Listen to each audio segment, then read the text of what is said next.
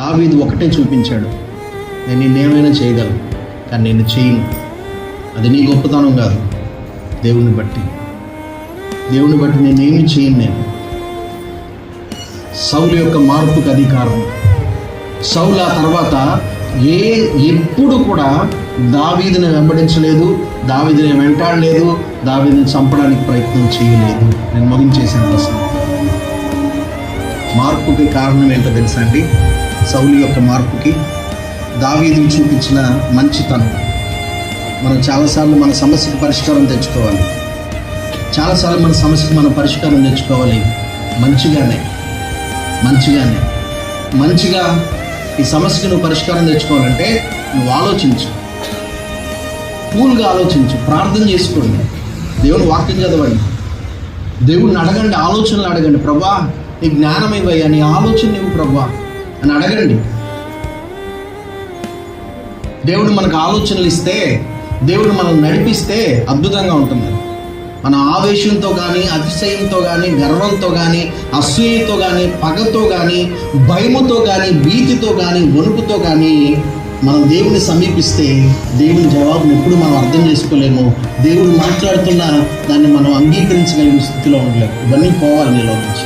నువ్వు క్లీన్ హార్ట్తో, చాలా పరిశుద్ధమైన పవిత్రమైనటువంటి మనసుతో, నీ లోపల ఉన్నటువంటి ఎన్నో అభిప్రాయాలు, ఎన్నో భావాలు, ఎన్నో పరిస్థితులు, ఎన్నో ఎదురు దెబ్బలు, ఎన్నో ప్రతికూలతలు, ఎన్నో అవమానకరమైన మాటలు, ఎన్నో నిందలు, ఇవన్నీ నిజమే.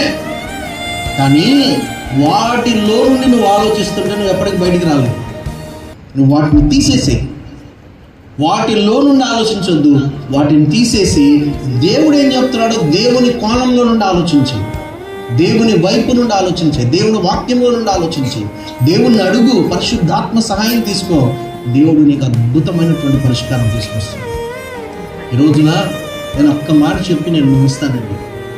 సమస్య పెద్దదా, లేకపోతే కొన్నిసార్లు నువ్వు తగ్గించుకుంటే నీ సమస్యకు పరిష్కారం వస్తుందంటే, నువ్వు అనుభవిస్తున్నటువంటి బాధ కంటే నిన్ను నువ్వు తగ్గించుకోవడం చాలా గొప్ప విషయం. నువ్వు ఎప్పుడు తగ్గిపోవు.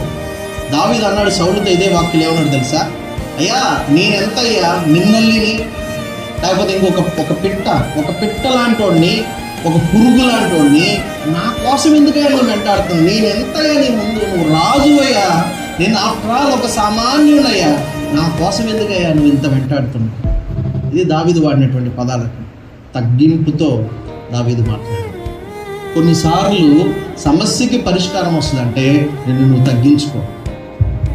తక్కువ కానే కాదు, తక్కువ అసలు ఎప్పటికీ అవ్వవు. ఎందుకంటే ఈ సామర్థ్యం అందరికీ తెలుసు. దావీదు అంటే అందరికీ తెలుసు, సౌలు అంటే అందరికీ తెలుసు. దావీదు తగ్గించుకున్నంత మాత్రం దావీదు తగ్గిపోలా, దావీదు స్థాయి పెరిగింది.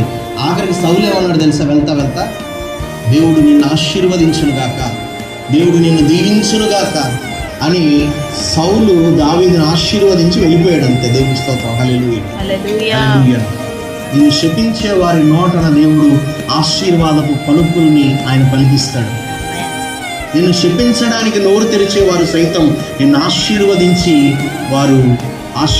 వారిగా దేవుడు మారుస్తాడు. ఇది విజయం. మన జీవితాల్లో ఎలాంటి విజయాలు ఇవ్వాలి దేవుడు, ఎలాంటి విజయాలు మనం పొందాలి, ఎలాంటి గొప్ప కార్యాలు మనం చూడాలి.